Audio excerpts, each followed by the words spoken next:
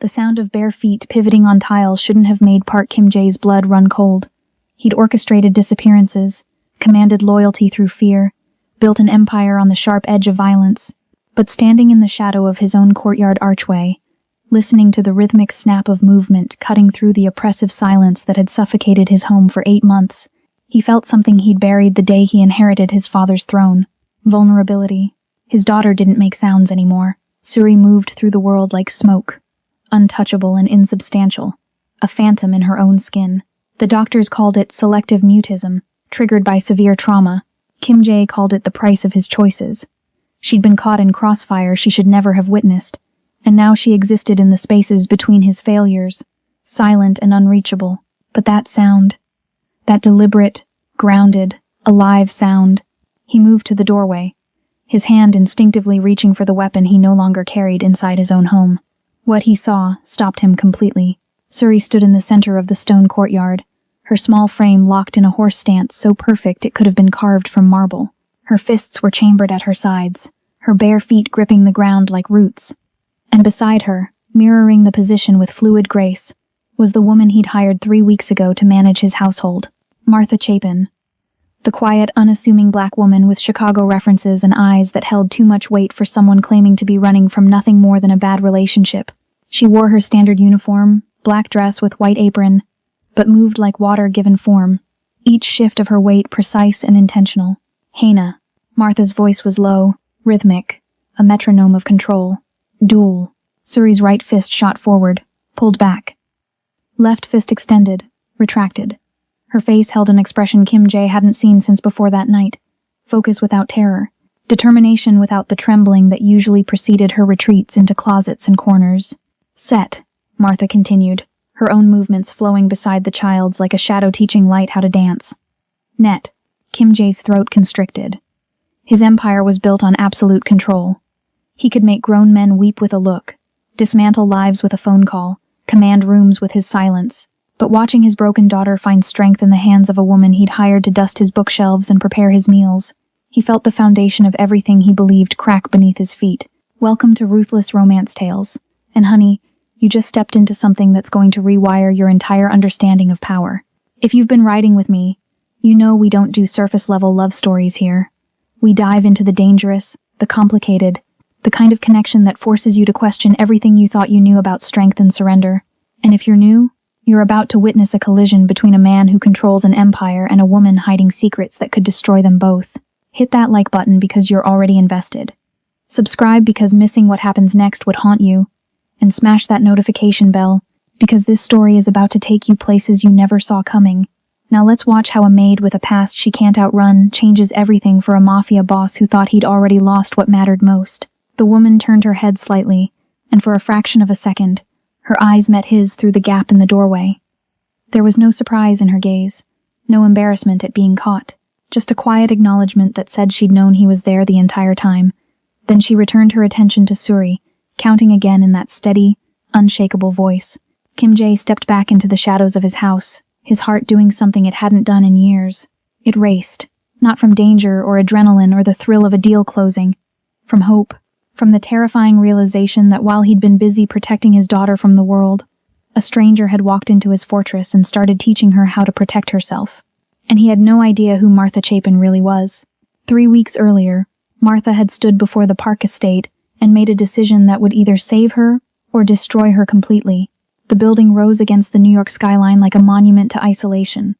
All glass panels and sharp angles that reflected the city back at itself without letting anyone see inside. Security cameras tracked her approach. The gate required fingerprint clearance. Even the air felt filtered, scrubbed clean of anything organic or real. She'd cleaned homes for wealthy families before. After Chicago, after the collapse of everything she'd built, she'd learned that invisibility was its own kind of armor. Rich people didn't see their staff. They saw functions. Someone to wash dishes, fold laundry, maintain the illusion that their perfect lives ran on autopilot. It was exactly the kind of disappearing act Martha needed. But this house felt different. It didn't feel lived in. It felt survived. The woman who'd interviewed her, Mrs. Kang, the estate manager, had been efficient and cold. Mr. Park values privacy above all else. You'll work 6 days a week, Sundays off. You'll have access to the main living areas, kitchen, and guest quarters. The third floor is Mr. Park's private office and is off-limits. The east wing contains his daughter's room and is also restricted unless specifically requested. His daughter? Martha had asked, keeping her voice professionally neutral. Mrs. Kang's expression had tightened almost imperceptibly. Miss Suri is 8 years old. She requires a very specific environment. You are not to engage with her unless absolutely necessary. She doesn't speak. The way she'd said it, like a warning and a dismissal in the same breath, had made something in Martha's chest constrict. She knew that tone. It was the same one her commanding officers had used when discussing casualties that were acceptable losses. Collateral damage. Children who fell through the cracks because the adults around them were too busy managing their own chaos. Understood, Martha had replied, even though she understood nothing except that a child in this cold mausoleum was suffering, and everyone was pretending it was normal. She met Park Kim-jae on her second day. He'd returned from a business trip at dawn, moving through his own home like a ghost visiting a life he no longer recognized. Martha had been in the kitchen, preparing breakfast according to Mrs. Kang's detailed instructions. When he walked in, the man was devastating in the way storm systems were devastating, beautiful and dangerous and impossible to look away from. Sharp features, dark eyes that assessed everything in seconds, a body that moved with the controlled economy of someone trained to react before thinking. He wore a black suit that fit like it had been borne on his shoulders, and when he looked at her, Martha felt the weight of a predator evaluating prey. "Miss Chapin," he said, his English crisp but accented. "Mrs. Kang speaks highly of your references. Thank you, Mr. Park. You're from Chicago." It wasn't a question. He'd already pulled her background, probably knew everything her carefully constructed identity wanted him to know. Martha met his gaze steadily, letting him see the exhaustion of someone running from something common, an abusive ex, a life that didn't work out, nothing that would raise red flags for a man who dealt in real secrets. "Yes, sir. I needed a fresh start." Something flickered in his eyes. Understanding, maybe. Or recognition of a fellow refugee. New York can provide that. If you work hard and respect the rules, I intend to do both. He nodded once, dismissing her, and turned to leave. But at the doorway, he paused. "My daughter is not to be disturbed. She has very specific needs. If you see her, do not approach. Do not attempt conversation. She's been through enough." The way his voice fractured on that last word told Martha everything she needed to know. This wasn't a man who didn't care. This was a man drowning in caring too much and having absolutely no idea how to reach the child he was trying to protect. "Of course, Mr. Park," Martha said softly. "I'll respect her space." He left, and Martha returned to her work, her mind already cataloging everything she'd observed. The security system that was military grade, the way the staff moved with terrified efficiency, the complete absence of anything personal or warm in the entire house, and most damning, the way Park Kim-jae looked at the closed door leading to the east wing, like a man staring at a grave he dug with his own hands. Martha had come to New York to hide, to be invisible, to let the woman she'd been in Chicago die quietly in this anonymous new life. But on her third morning, when she glimpsed a small figure darting between shadows in the hallway, moving like something hunted, she knew hiding was no longer an option. Some battles found you even when you were running, and this child, this silent ghost moving through her own home like an intruder, was about to become Martha's new war. Martha learned the geography of trauma by watching how Suri moved through the house. The child existed in patterns, careful routes that avoided open spaces and kept walls within arm's reach. She never crossed the center of a room, never stood with her back to a doorway, always positioned herself where she could see exits, even if it meant sitting on the floor in awkward corners that made no practical sense. It took Martha 4 days to map the routes Suri used from her bedroom to the small library on the second floor. The girl would emerge at exactly 9:47 a.m., 23 minutes after her father left for his office downtown. She'd press herself against the wallpaper, moving in short bursts between furniture, pausing to listen before each movement. The journey should have taken 30 seconds. Suri made it last 6 minutes. Martha never approached, never called out, never did what every instinct screamed at her to do, which was gather this broken child and promise her the world was safe again, because Martha knew better than most that promises like that were lies, and children who'd learned the world was dangerous could smell lies from a mile away. Instead, she worked. She cleaned rooms Suri frequented, but did it in ways that created space rather than invasion. She left small things shifted, a chair angled differently, a window open to let in air, tiny disruptions to show that adults could exist in a space without destroying it. And when she moved through the house, she let her body fall into the rhythms she'd learned a lifetime ago in a Chicago dojang, where a Korean master had taught her that discipline was just another word for controlled breathing and centered movement. On the 5th day, Martha was folding towels in the linen closet near the library when she heard it. A small, sharp intake of breath, the kind of sound prey makes when it realizes it's been cornered. She turned slowly, her hands still holding a towel, her body language deliberately unthreatening, and found Suri standing 15 feet away in the hallway. The girl was tiny, delicate in the way that made Martha's chest ache. She wore soft pink pajamas at 11 in the morning, her dark hair tangled around her face, and her eyes were too wide, too aware. The eyes of someone who'd seen things that rewrote the basic rules of childhood. Her hands were pressed flat against her thighs, fingers splayed in a way that Martha recognized. Grounding technique. Someone had taught her to do that when the world felt too loud. They stared at each other. Martha didn't smile, didn't coo, didn't do any of the performative warmth that adults inflicted on children. She just stood there, breathing slowly, letting Suri see that she was safe, that Martha was simply a woman folding towels, nothing threatening, nothing that required fight or flight. Suri's gaze dropped to Martha's hands. To the precise, controlled way she folded each towel, the movements economical and measured. Martha had learned this fold in basic training, designed to maximize space and efficiency. She'd never thought about it as communication until she saw the way Suri's breathing slowed, matching the rhythm of Martha's hands. 1 fold, inhale, 2nd fold, exhale, 3rd fold, smooth, 4th fold, stack. Suri watched for 47 seconds. Then she turned and disappeared down the hallway, silent as smoke. Martha released a breath she hadn't known she was holding. She placed the towel on the stack and closed her eyes.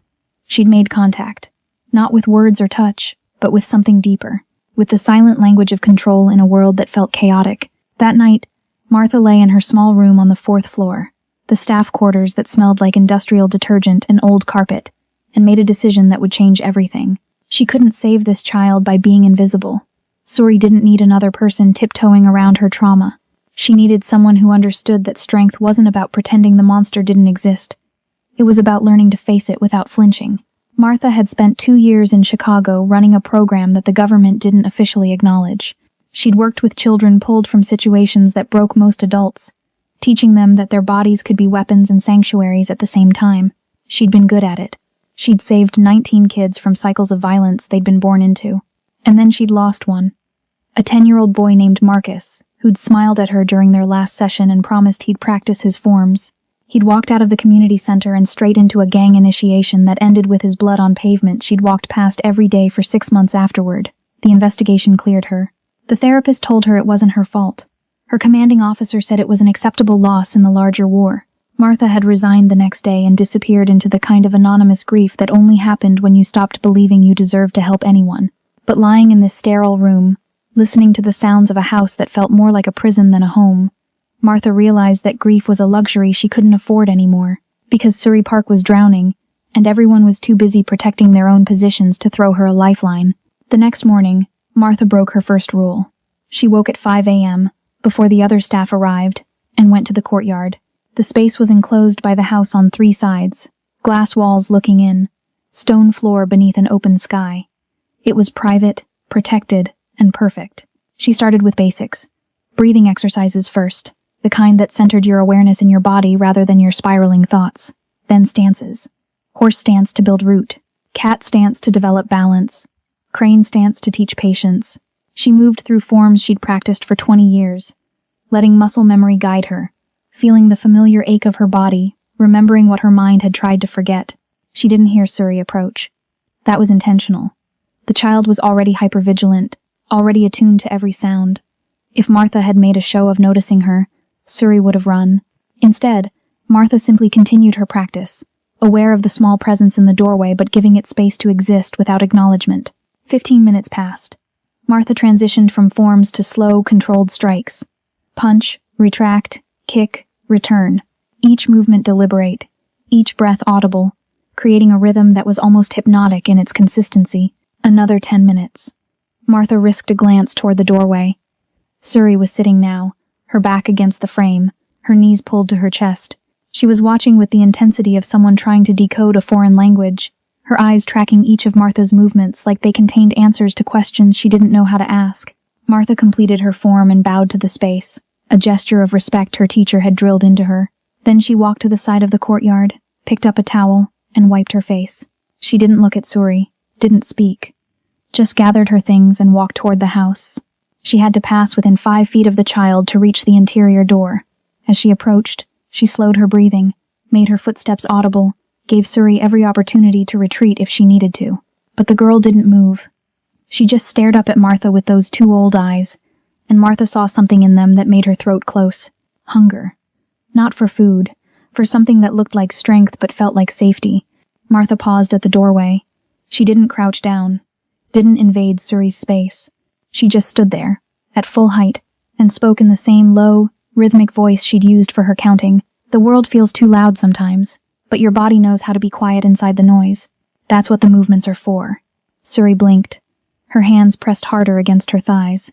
Martha continued, still not looking directly at her, giving her the dignity of not being studied.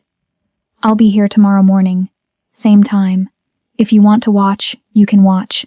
If you want to leave, you can leave. This space is yours too. She walked inside, leaving Suri sitting in the doorway. And she didn't let herself look back because looking back would have made it about her need to save instead of Suri's need to heal. That night, Park Kim-jae came home at 11 p.m. Martha was in the kitchen, wiping down counters that were already clean, when he walked in. He looked exhausted, his tie loosened, his jacket draped over one arm. He stopped when he saw her, his expression flickering through something Martha couldn't quite read. "You're here late," he said. "Couldn't sleep. Thought I'd make myself useful." He moved to the refrigerator, pulled out a bottle of water, and drank half of it without speaking. Martha continued wiping, giving him space to either dismiss her or engage. She'd learned in her previous life that powerful men needed to feel like interaction was their choice, not an imposition. "Mrs. Kang tells me you've been exemplary," he said finally. "Efficient, quiet, respectful of boundaries. That's the job, Mr. Park." "Yes." He set the bottle down with deliberate care. "It is." Silence stretched between them, and Martha felt the weight of something unsaid pressing against the air. She kept her movement steady, her breathing even, waiting. "My daughter," he said, his voice dropping lower, rougher. "Did you see her today?" Martha's hand stilled on the counter. She chose her words carefully. "I saw her in the hallway yesterday. I didn't approach. I know the rules." "Good." But the word came out hollow, like he was trying to convince himself that keeping distance was the same as keeping her safe. He turned to face Martha fully, and his eyes were devastated in the dim kitchen light. "She used to laugh. Did you know that? She used to run through this house like it was hers, like the world was something to explore instead of survive." Martha set down the cloth. "What happened? What always happens when men like me try to build kingdoms. The foundation cracks, and the people we love fall through." He picked up his jacket, preparing to leave, but paused at the doorway. "Thank you for not trying to fix her, Miss Chapin. Everyone else wants to fix her. They don't understand that she's not broken. She's just learning a language none of us speak."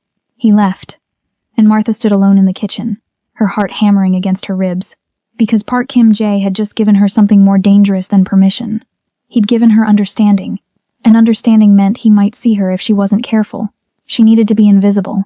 She needed to stay hidden. She needed to keep her past buried under layers of mundane work and forgettable competence. But the next morning, when she went to the courtyard at 5 a.m. and found Suri already there, sitting in the exact spot she'd occupied the day before, Martha made a choice that would unravel everything. She bowed to the child. A proper bow, teacher to student, equal to equal, and then she began to teach. Teaching Suri was like learning to speak in whispers through bulletproof glass. Martha couldn't use words because words required trust that didn't exist yet. She couldn't use touch because Suri's body was still a fortress that flinched at unexpected contact. So Martha used the only language that transcended both, the silent dialogue of movement and breath. The first week, they didn't train. They just existed in the same space. Martha would move through her forms while Suri sat cross-legged near the courtyard wall, watching with an intensity that would have been unnerving if Martha didn't recognize it for what it was. The child was memorizing, cataloging, building a map of how bodies could move with purpose instead of panic. On the 8th morning, something shifted. Martha finished her breathing exercises and transitioned into horse stance, the foundational position that taught your legs to become roots. She held it for 60 seconds, her thighs burning, her breath controlled. When she straightened, She found Suri standing 5 feet away, her small body attempting to mirror the stance. Martha's heart jumped into her throat, but she kept her face neutral. She moved back into position, this time slower, exaggerating the placement of her feet, the angle of her knees, the set of her spine. Suri adjusted, her movements tentative but determined. Her stance was too narrow, her weight distribution off, but she was trying. That was everything. Martha held the position, counted silently to 30. Straightened. Suri did the same, her legs trembling from the effort, a thin sheen of sweat on her forehead. Then the child did something that stopped time. She looked directly at Martha and nodded once. Permission, acknowledgement, the beginning of trust. They fell into a rhythm after that. Each morning at 5 a.m., Martha would arrive to find Suri waiting. They'd begin with breathwork, Martha's voice soft and steady as she counted in Korean, the language her own teacher had used. Hana, dul, set, net. Suri would breathe in sync, her small chest rising and falling in time with Martha's, learning that she could control something as basic as air entering her lungs. Then stances. Horse stance to build foundation. Forward stance to develop power. Back stance to practice defense. Martha never corrected with words. She'd demonstrate, and Suri would adjust. When the child got it right, Martha would bow slightly, showing respect for the effort. When Suri struggled, Martha would simply repeat the movement, showing that failure was just part of the process, not a judgment. By the 3rd week, Suri was following Martha through basic forms. The movements were simple, designed for children, but they required focus and coordination. Suri attacked them with a ferocity that made Martha's chest ache. This wasn't play for her. This was survival training. She was learning that her body could be strong, that she could occupy space with intention, that the world might be dangerous, but she didn't have to be helpless in it. Martha never asked why Suri didn't speak, never pushed for explanations or breakthroughs. She understood that silence was its own language, and some stories needed time before they could be told. Instead, she taught the child that strength wasn't about volume or aggression. It was about knowing exactly who you were when everything else was chaos. On the morning of the 21st day, everything changed. They were working on a new form, one that required balance and patience. Suri was struggling with a particular transition, her frustration evident in the tension of her small shoulders. She tried once, stumbled, tried again, fell. The 3rd attempt ended with her sitting hard on the stone floor, her hands pressed against her thighs in that grounding gesture, her breathing rapid and uneven. Martha recognized the signs of an approaching meltdown.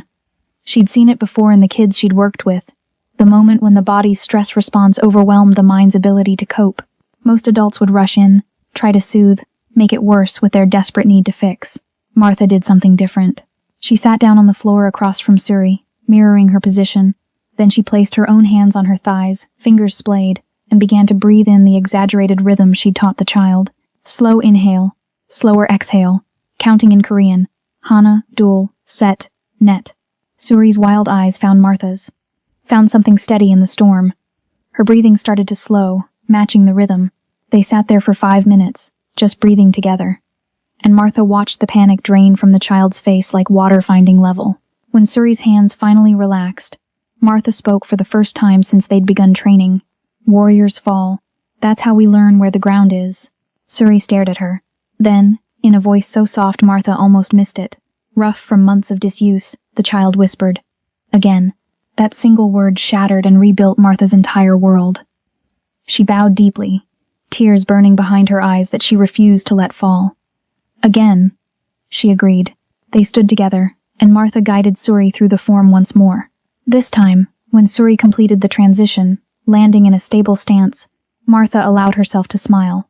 What neither of them knew was that Park Kim-jae had been standing in the shadow of the 3rd floor window for the past 15 minutes, watching his silent daughter speak, and realizing that the woman he'd hired to dust his shelves had just accomplished what an army of therapists couldn't. Park Kim-jae began arriving at his office an hour late every morning, and his underboss Kang noticed. Kang noticed everything, which was why he'd risen through the ranks, why Kim-jae trusted him with the operational details of an empire built on strategic intimidation and carefully calculated fear. But trust was a relative concept in their world, and lately, Kang's questions felt less like concern and more like reconnaissance. "You seem distracted, Hyung-nim," Kang said during their morning briefing, using the honorific that denoted respect and hierarchy. "Is everything well at home?" Kim Jae looked up from the report spread across his desk, his expression carefully neutral. Everything's fine. Why do you ask? You're never late. Not in 15 years. Now it's every day this week. Kang's smile was sharp. If there's a problem with security at the estate, I should know. We can't afford vulnerabilities. The word vulnerabilities landed with intentional weight. Kim Jae heard the subtext clearly. In their world, weaknesses weren't just liabilities. They were invitations for enemies to strike where it hurt most, and everyone knew Kim Jae's greatest weakness wore pink pajamas and hadn't spoken in 8 months. Until 3 days ago. Kim Jae had heard her voice through his office window, that single word again, cutting through the morning air like a blade through silk, and something fundamental had shifted in his chest. His daughter had spoken. To a woman he'd hired from an agency. A woman whose background check had revealed exactly what Kim Jae had expected to find. A history of domestic service, clean references, a simple story of escaping a bad situation in Chicago. Nothing remarkable. Nothing that explained how she'd reached his unreachable child. There's no security issue, Kim Jae said evenly. I've been dealing with some personal matters. They're handled now. Kang's eyes flickered with something Kim Jae couldn't quite read. Curiosity? Calculation? Personal matters. I see. And the new housekeeper, Martha Chapin? She's working out well? Kim Jae's hand stilled on the report. Why are you asking about her? No reason. Just thorough. Kang shrugged, but the gesture felt rehearsed. Mrs. Kang mentioned she's been spending time in the courtyard, early mornings. I wanted to make sure she understands the boundaries of her position. Something cold settled in Kim Jae's stomach. She understands perfectly, and her activities during her personal time are none of your concern. Of course. Kang bowed slightly. I'm just looking out for your interests. You know how important discretion is in our line of work. After Kang left, Kim Jae sat in his office and stared at the city spreading out below his windows. He'd built this empire through careful control, through understanding that power came from knowing more than anyone else and revealing less. But watching Martha move through those forms with Suri, seeing his daughter mirror movements with a focus she hadn't shown since before the incident, Kim Jae realized he knew nothing about the woman living under his roof. That evening, he did something he hadn't done in years. He went home before dark. The house was quiet when he entered. The usual oppressive silence that made him feel like he was disturbing a tomb every time he walked through his own door. But there was something different now. A shift in the air, subtle but present. He heard water running in the kitchen, the soft clink of dishes, and he followed the sounds like they were coordinates leading him somewhere he needed to be. Martha stood at the sink, her back to him, washing vegetables for dinner. She'd changed out of her uniform into simple black pants and a gray shirt. Her natural hair pulled back in a bun. Her movements were efficient, economical, the same controlled precision she brought to everything. But now, watching her, Kim Jae saw what he'd missed before. She didn't move like someone accustomed to service. She moved like someone trained to assess and react. Her body positioned so she could see the doorway's reflection in the window. Her weight balanced on the balls of her feet, ready to pivot. She knew he was there, had probably known the moment he entered the house, but she didn't turn around, didn't acknowledge him, just continued her work with the same steady rhythm she used with his daughter. She spoke, Kim Jae said, his voice rougher than he intended. Martha's hands stilled in the water. Yes. How? She was ready. Martha turned then, drying her hands on a towel, and met his gaze directly.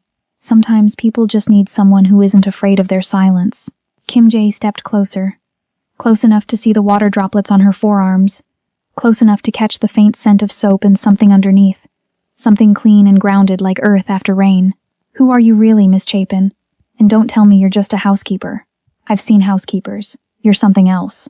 Martha held his stare, and Kim Jae saw calculation flash through her dark eyes. The split-second decision between truth and protection. I'm someone who's trying to be different than I was. That's all you need to know. That's not enough. It's all I'm offering. She set the towel down with deliberate care. Your daughter is finding her voice again. Do you really want to interrogate the person helping her do that, or do you want to let it happen? The question hung between them like a challenge and a plea simultaneously. Kim Jae realized he was standing too close, that the kitchen suddenly felt too small, that this woman was looking at him like she could see past the empire and the reputation straight into the hollow space where he kept his failures. I'm watching you, he said quietly. I know. Martha's expression didn't change. You've been watching from the window every morning for a week. Suri noticed on day 3. Kim Jae felt heat crawl up his neck, a foreign sensation. He didn't get embarrassed. He didn't get caught off guard, but this woman had somehow inverted his entire sense of control, and he didn't know whether to fire her or fall to his knees and beg her to save what was left of his family. He turned and walked out of the kitchen before he could do either. The shift in the household was subtle enough that most wouldn't notice. But Martha had spent 2 years reading environments for threats, and she saw the signs clearly. Mrs. Kang watched her with increased scrutiny. The other staff members, 2 cleaning women and a cook, gave her wider berth in the hallways, and Kang, Kim Jae's underboss, had started appearing at the estate during hours he'd never visited before. He came on a Thursday morning, arriving just after Kim Jae left for the city. Martha was in the library, dusting shelves that didn't need dusting, when she heard his voice in the foyer. Smooth, deferential when speaking to Mrs. Kang, but with an undertone that made Martha's instincts flare. "I need to inspect the security system," he was saying. Mr. Park requested a full audit. Martha moved to the doorway silently, staying in the shadows where she could observe without being seen. Kang was impeccably dressed, expensive suit, and polished shoes. His posture relaxed but his eyes sharp as they swept the space. He was cataloging, assessing, looking for something specific. Mrs. Kang nodded, clearly uncomfortable. "Of course. Though Mr. Park didn't mention anything to me about an audit. Last-minute decision. You know how he is about security." Kang's smile didn't reach his eyes. "I'll start with the 3rd floor and work my way down. Shouldn't take more than an hour." He moved toward the stairs, and Martha retreated deeper into the library. Something was wrong. She'd seen enough covert operations to recognize when someone was using legitimate access as cover for surveillance. Kang wasn't here to check security systems. He was here to gather intelligence. On what, exactly? Martha waited until she heard his footsteps on the floor above, then moved through the house with purpose. She found Suri in her usual corner of the 2nd floor sitting room, working on a puzzle, her small body tucked against the wall where she felt safest. The child looked up when Martha entered, and something in Martha's expression made her stand immediately. Martha knelt down, bringing herself to Suri's eye level, and spoke in the low, calm voice she used during their training. "We're going to play a game. I need you to go to your room, lock the door, and don't open it for anyone except me or your father. Can you do that?" Suri's eyes went wide, fear flickering across her face. But she nodded, trusting Martha in a way that made Martha's chest constrict with protective fury. The child gathered her puzzle pieces quickly, efficiently, and moved toward the stairs. Martha watched until she disappeared, heard the soft click of the bedroom door, the turn of the lock, then she went hunting. She found what she was looking for in Kim Jae's study on the 3rd floor. Kang was behind the desk, his hands moving through drawers with practiced efficiency, photographing documents with a phone that looked far more sophisticated than a standard device. He wasn't checking security. He was stealing information. Martha stepped into the doorway. "That's an interesting way to conduct an audit." Kang's head snapped up, his expression flickering from surprise to calculation in less than a second. He straightened slowly, sliding the phone into his pocket with deliberate casualness. "Miss Chapin, I didn't realize you worked on this floor." "I don't, but I heard someone moving around up here, and Mr. Park was very clear that this space is off limits to everyone." Martha kept her voice level, professional, giving him room to retreat. "I'm sure there's been a misunderstanding." "No misunderstanding." Kang's smile turned cold. "I have full access to this house. Mr. Park trusts me with everything. Can you say the same?" The threat was clear. He was reminding her of her position, her replaceability, the vast distance between a temporary housekeeper and a man who'd been Kim Jae's right hand for over a decade. But Martha had faced down threats that made Kang's posturing look like amateur theater. "Then I'm sure you won't mind if I mention to Mr. Park that you were going through his desk," Martha said. "Since you have full access, it shouldn't be a problem." Something dangerous flashed in Kang's eyes. He moved around the desk, closing the distance between them, using his height and presence to intimidate. "You're very observant for a maid. Makes me wonder what else you've noticed. What else you might share with Mr. Park during your little morning sessions with his daughter." Martha's blood went cold. He knew about the training, which meant he'd been watching, gathering information, building a file on her just as surely as she'd been reading the household dynamics. "I teach her breathing exercises," Martha said. "Hardly worth reporting." "Is that all?" Kang stepped closer, close enough that Martha could smell his aftershave, see the calculation in his expression. "Because from where I'm standing, it looks like you're inserting yourself into a very delicate family situation, building trust, creating dependency.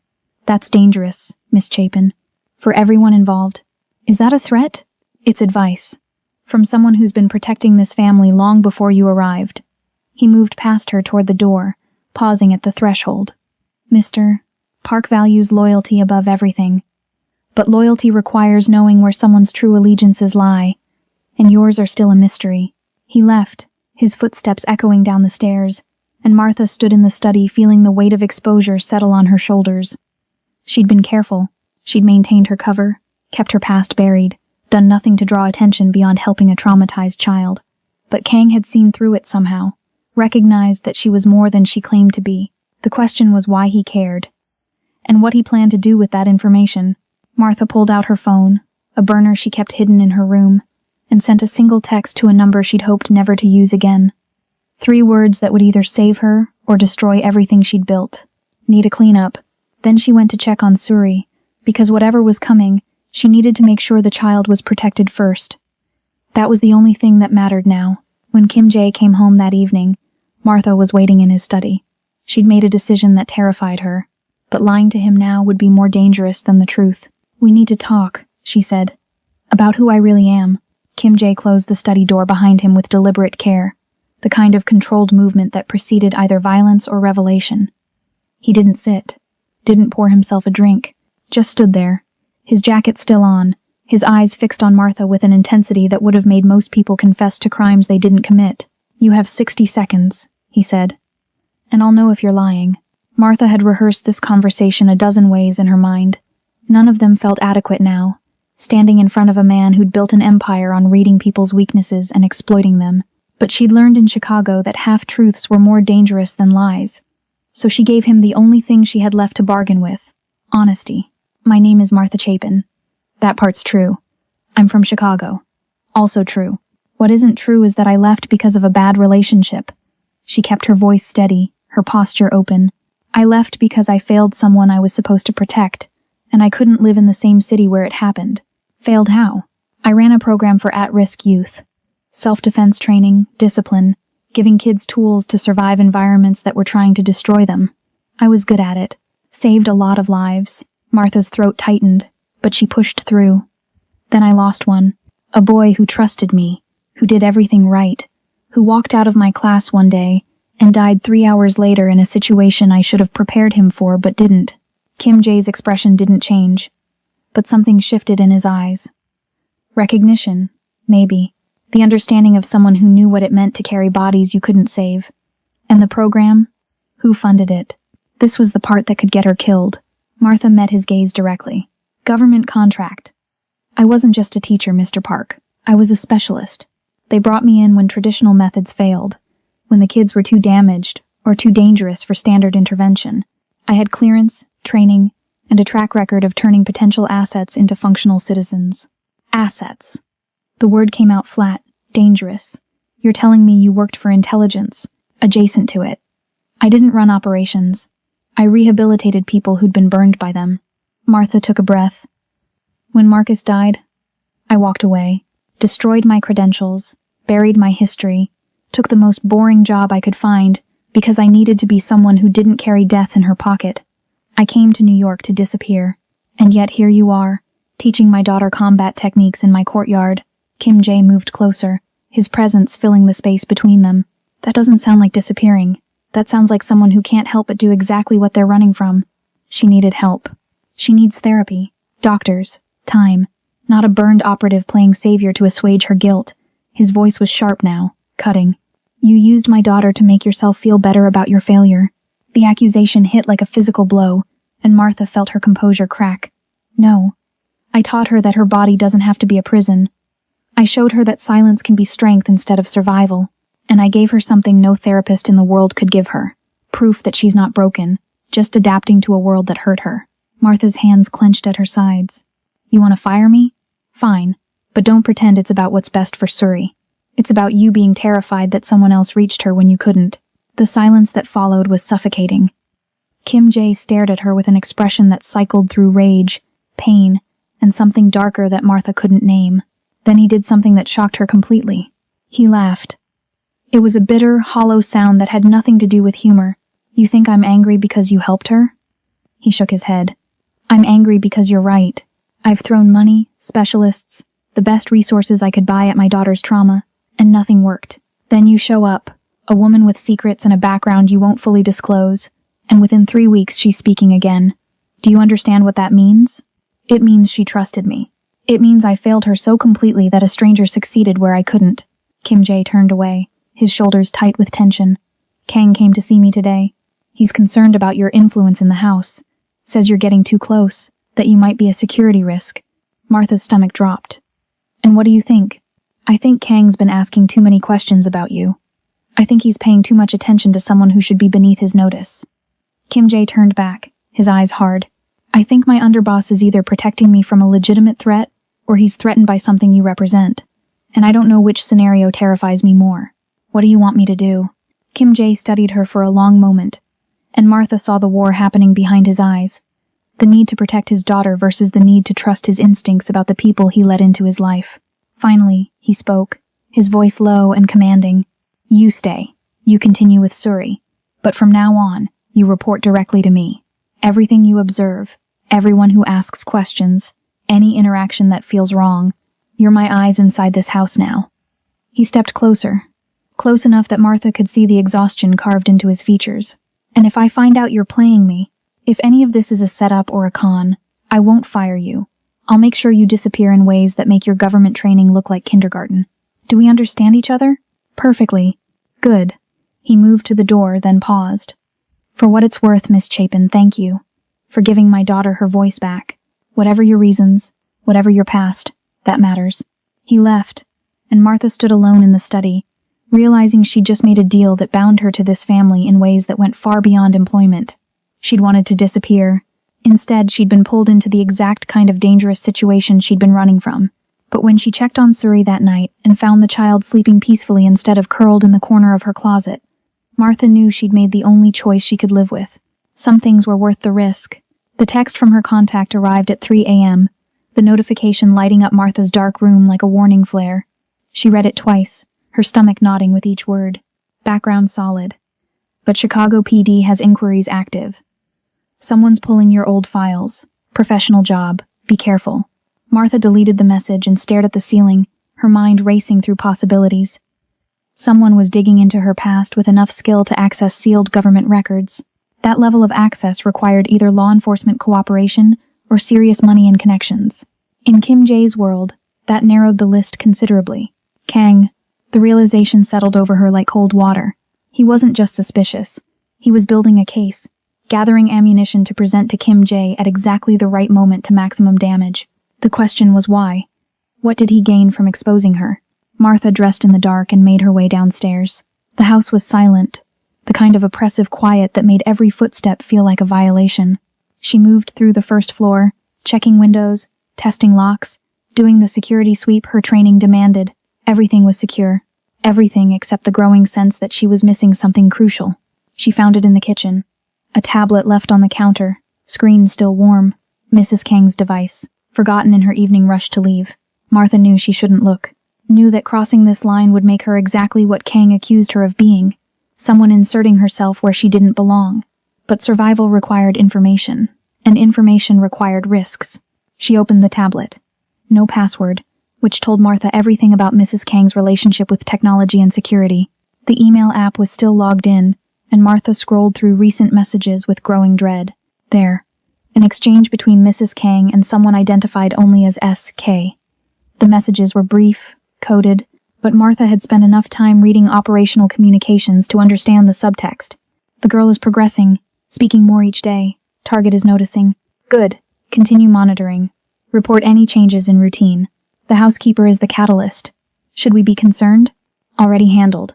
She'll be gone within the week. Martha's blood ran cold. Mrs. Kang wasn't just staff. She was reporting to someone, providing intelligence on Suri's recovery, and that someone, S.K., had plans for Martha's removal. The timeline was accelerating. She photographed the messages with her burner phone, cleared the browser history, and returned the tablet to its exact position. Her hands were steady, her breathing controlled, but inside she was calculating exit strategies and threat assessments with the clinical precision of someone who'd done this before. Suri. She needed to protect Suri first. Martha climbed the stairs to the second floor, moving past Kim Jae's room where she could hear his steady breathing through the partially open door. She paused outside Suri's room, listening. The child was awake. Martha could hear the soft rustle of movement, the particular quality of conscious silence that was different from sleep. She knocked quietly, 3 soft taps that had become their signal. The lock clicked, and Suri opened the door, her small face pale in the dim hallway light. She looked at Martha with those 2 knowing eyes, and Martha saw the question there. "Is it bad?" "Come with me," Martha whispered, quietly. They went to the courtyard, the only space in the house that felt like it belonged to them. Dawn was still an hour away, the sky that deep purple-black that came before transformation. Martha sat on the stone floor, and Suri settled beside her, their shoulders touching in the easy proximity they'd developed over weeks of training. "Do you know why I teach you breathing first?" Martha asked softly. Suri shook her head. "Because when everything else is chaos, when the world feels like it's breaking apart, your breath is the only thing that's completely yours. No one can take it from you. No one can control it but you," Martha demonstrated, the slow inhale and exhale that had centered her through every crisis she'd ever faced. "And when you control your breath, you control your fear. Are you afraid?" Suri's voice was still rough, each word carefully chosen, but she was using it more now, speaking like someone remembering how to trust that words wouldn't be used against her. Martha considered lying, considered giving the child false reassurance that adults were supposed to provide. But Suri had been lied to by silence for too long. She deserved truth. "Yes. I'm afraid that people who want to hurt your father might try to hurt you to get to him. I'm afraid that I won't be strong enough to stop them. And I'm afraid that teaching you to be a warrior might not be enough when what you really need is to be a child." Martha turned to face her. "But fear doesn't mean we stop. It means we prepare. Will you leave?" Suri's question was barely audible, not by choice. "But if someone makes me leave, I need you to remember everything I taught you. Not just the movements, the breathing, the center, the way your body knows how to be calm even when your mind is screaming." Martha took Suri's small hands in hers. "Promise me you'll practice. Every day, even if I'm not here." Tears welled in Suri's eyes, and she threw her arms around Martha's neck with sudden, desperate force. Martha held her, feeling the child's heartbeat against her chest, and made a silent vow that whoever was targeting this family would have to go through her first. They stayed like that until the sky began to lighten, until Martha heard footsteps on the floor above. Kim Jae, starting his day. Martha released Suri gently, wiping the tears from the child's face. "Go get ready for the day." "And Suri?" Martha waited until the child met her eyes. "If anything feels wrong today, if anyone asks you questions about me, or makes you uncomfortable, you find your father immediately. Don't worry about being polite. Don't worry about interrupting. You run, understand?" Suri nodded, fear and determination warring in her expression. She hugged Martha once more, fierce and quick, then disappeared into the house. Martha stood alone in the courtyard as dawn broke over New York, painting the sky in shades of blood and gold. She'd come here to hide from her past. Instead, she'd walked straight into a situation that required every skill she'd tried to leave behind.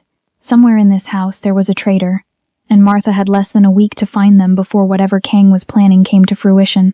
She pulled out her burner phone and sent another message to her contact.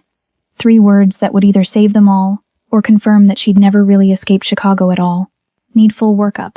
Kang, underboss, Korean syndicate, everything. The response came 30 seconds later. "That's going to cost you."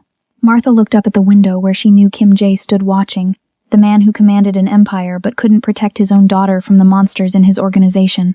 She thought about Suri's small arms around her neck, the trust that had been given to someone who'd promised herself she'd never be responsible for another life. She typed her response. "I'll pay whatever it takes." Because some debts were worth dying for. The information arrived in pieces over the next 48 hours, each fragment more disturbing than the last. Martha's contact was thorough, pulling threads that connected to networks she'd hoped never to touch again. She read the files in her locked room at night, committing everything to memory before burning the printed pages in the courtyard's fire pit. Kang wasn't just Kim Jae's underboss. He was positioning himself for a coup, had been for the past 2 years. The messages Mrs. Kang sent weren't going to Kang directly, but to someone identified as S.K. Seokwan, a rival syndicate head who'd been circling Kim Jae's territory like a shark scenting blood. The connection was elegant in its cruelty. Kang fed intelligence to Seokwan while maintaining his position as Kim Jae's most trusted advisor, waiting for the perfect moment to strike. And Suri was the key to everything. The files revealed what Martha had suspected but hadn't wanted to believe. The incident 8 months ago, the one that had stolen Suri's voice, hadn't been random violence. It had been a calculated message. Seokwan's men had staged a home invasion specifically when Kim Jae was away, making sure Suri witnessed enough to traumatize her but not enough to kill her. The goal was to break Kim Jae's focus, make him vulnerable through his daughter's suffering, create an opening for Kang to consolidate power while his boss was distracted by domestic crisis. What they hadn't anticipated was Suri's resilience, or Martha's arrival. The final piece of information made Martha's blood freeze. There was a scheduled meeting in 3 days at one of Kim Jae's legitimate business fronts, a shipping warehouse in Red Hook. Kang had convinced Kim Jae it was a negotiation with a neutral party to expand their operations. In reality, it was an ambush. Seokwan would be there with enough firepower to end the Park dynasty permanently. Martha had 72 hours to decide whether to run or fight. Every instinct screamed at her to grab Suri and disappear. She had the skills, the contacts, the resources to create new identities and vanish into a life where Korean syndicates and government handlers couldn't find them. It would be clean, safe, the smart choice. But when she went to the courtyard that morning and found Suri already there, practicing her forms with the focused intensity of someone who'd found purpose in discipline, Martha knew she couldn't run. Not this time. Not from this child who'd learned to trust again because Martha had stayed. "Your stance is getting stronger," Martha said, watching Suri move through the sequence they'd been perfecting. "You're not thinking about the movements anymore. You're feeling them." Suri completed the form and turned to Martha, her expression serious. "Teacher, why does my father look at you the way he does?" The question caught Martha off guard. "What way?" "Like he's trying to solve a puzzle that keeps changing shape." Suri tilted her head, and the gesture was so achingly childlike that Martha's chest tightened. "He watches you when you don't see. He asks me questions about our training, but really he's asking about you." Martha knelt down, bringing herself to Suri's eye level. "Your father is a careful man. He's learned that trust is dangerous in his world. So he watches everyone, trying to figure out who's safe and who's a threat." "Are you a threat? To his enemies?" "Yes." "To him and you?" "Never." Martha brushed a strand of hair from Suri's face. "But sometimes the line between protection and threat gets blurry, and people can't tell the difference." "I can tell," Suri said with certainty. "You make the scared feeling smaller. That's how I know you're safe." Before Martha could respond, she heard footsteps. Kim Jae emerged into the courtyard, dressed for the office but moving with less purpose than usual. He stopped when he saw them together, his expression cycling through emotions Martha was learning to read. Longing, regret, something else that looked dangerously close to hope. "Good morning," he said, his voice careful. "I'm sorry to interrupt." "You're not interrupting," Martha replied, standing. "We were just finishing. Actually, I was hoping to speak with both of you." Kim Jae moved closer, and Martha noticed the shadows under his eyes, the tension in his shoulders. "I have a business meeting in 3 days. It requires me to be away for most of the evening. I'd like to arrange for additional security here while I'm gone." Martha's pulse quickened. He was walking into a trap, and he had no idea. She needed to tell him, needed to break her cover completely and explain everything she'd learned. But doing that would expose her contact, burn bridges she might need later, and potentially make things worse if Kim Jae didn't believe her. "That's probably wise," Martha said neutrally. "Where's the meeting?" "Red Hook. Just a negotiation with some potential partners. Routine." He looked at Suri, his expression softening. "I don't like leaving you, but this is important for our future, for making things more stable." Suri moved to her father and took his hand, a gesture of affection that clearly shocked him. "You'll come back?" "Always." Kim Jae knelt down, cupping his daughter's face. "I will always come back to you. I promise." The promise felt like a blade twisting in Martha's gut because she knew what he didn't. That meeting was designed to make sure he broke that promise permanently.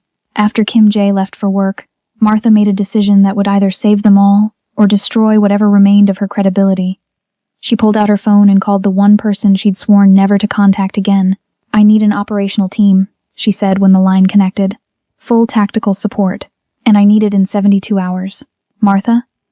The voice on the other end was familiar, laced with surprise and concern. "We had an agreement. You stay disappeared. We stay out of your life. The agreement's void.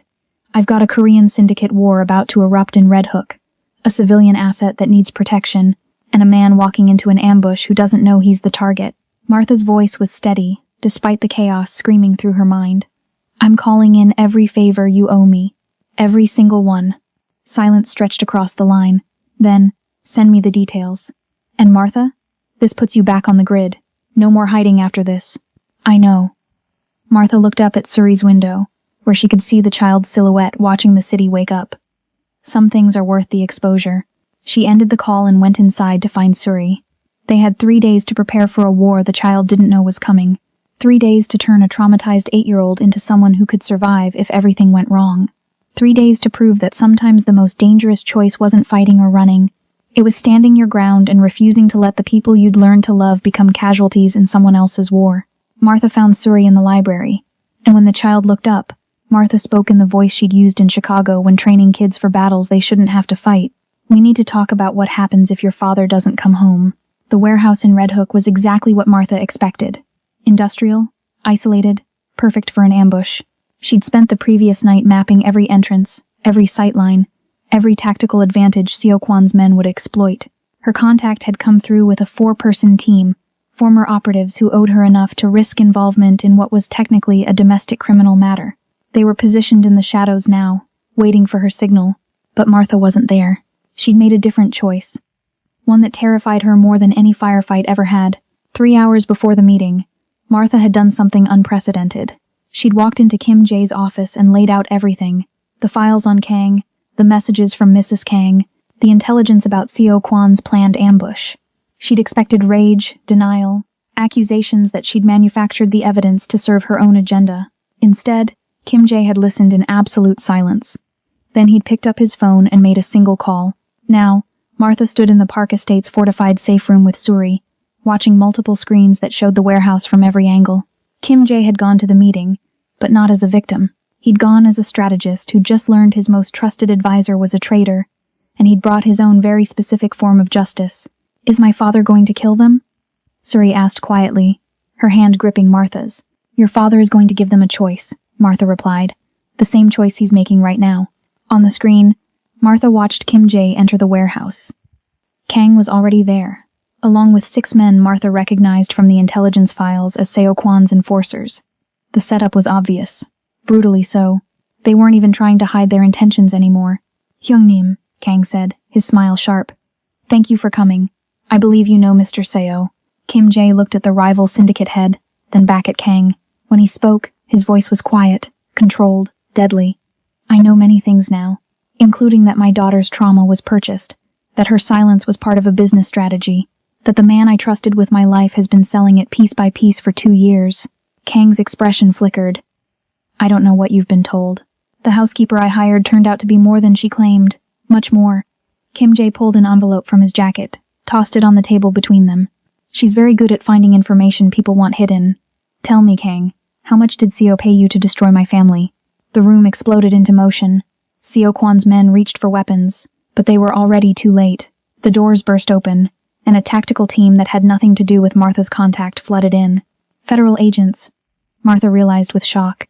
Kim Jae hadn't just learned about the betrayal. He'd made a deal. Through the audio feed, Martha heard Kim Jae's voice, clear and final. I'm done building empires on blood. I'm done watching my daughter grow up in fear because of choices I made before she was born. So here's what's going to happen. You're all going to federal prison for racketeering, conspiracy, and attempted murder. And I'm going to walk away clean because I just handed them the evidence to dismantle 3 syndicates. Kang lunged forward, rage overriding survival instinct. But the agents subdued him before he made it 2 steps. Seokwan stood frozen, his face a mask of disbelief. You're dead, Seo spat. You can't walk away from this world. They'll hunt you. Your daughter. My daughter, Kim Jae interrupted, his voice dropping to something arctic, is under federal protection now. As am I, part of the deal. We testify. We disappear. We get to actually live instead of just surviving. He looked directly at one of the cameras, and Martha knew he was speaking to her. All of us. The feed cut as the arrests proceeded. Martha stood in the safe room, her heart hammering, trying to process what had just happened. Kim Jae hadn't chosen empire. He hadn't chosen violence. He'd chosen surrender to something bigger in exchange for the one thing that mattered. Freedom. Suri squeezed her hand. Does this mean we're safe? Yes. Martha knelt down, pulling the child into a hug. It means you get to be a kid now. A real kid. No more hiding. No more fear. And you? Will you stay? Martha heard footsteps on the stairs. Kim Jae appeared in the doorway, flanked by 2 federal marshals, but alive, whole, choosing them over everything he'd built. He looked at Martha with an expression that held exhaustion, relief, and a question he couldn't quite ask. She stood, still holding Suri's hand, and answered the question anyway. I'm not going anywhere. We're a package deal now. Kim Jae crossed the room and pulled them both into his arms, and Martha felt something fundamental shift in her chest. She'd spent 2 years running from the person she'd been, trying to bury the skills and instincts that defined her. But standing here, protecting this family, she realized she hadn't needed to become someone different. She'd needed to find people worth being herself for. 6 months later, Martha stood in a courtyard that belonged to a house in a city she couldn't name, in a life protected by federal witness relocation. Suri moved through advanced forms with the grace of someone who'd transformed fear into power, her voice strong as she counted in Korean. Kim Jae watched from the doorway. No longer a syndicate head, but something infinitely more dangerous to the men who'd once feared him. A father with everything to lose. He caught Martha's eye and smiled. And in that smile was every choice they'd made to get here. Every risk. Every moment of trust when trust should have been impossible. Martha bowed to Suri as the child completed her form. The girl bowed back, grinning, then ran to her father. Kim Jae lifted her up, spinning her in a circle that drew delighted laughter from them both. Later, after Suri was asleep, Kim Jae found Martha in their new courtyard. He took her hand, threading their fingers together in a gesture that still felt new but increasingly right. No regrets? He asked. Martha thought about Chicago, about Marcus, about all the lives she couldn't save and the one she could. Only that we didn't find each other sooner. We found each other exactly when we needed to. He pulled her closer, and Martha let herself lean into him, this man who'd chosen vulnerability over power. Thank you. For seeing what I couldn't. For saving us. We saved each other, Martha corrected. That's how family works. And in the golden light of a sunset in a city with no name, 3 people who'd survived impossible things discovered what came after survival. They discovered home. Courage is not the absence of fear, but the decision that something else matters more than the fear itself. And there you have it, fam. A love that rewrote destiny, a warrior who found her purpose, and a choice that proved the strongest empires aren't built on power, they're built on the people brave enough to walk away from it. If this story grabbed you by the heart and refused to let go, hit that like button to let me know you felt every single moment. Subscribe because we're just getting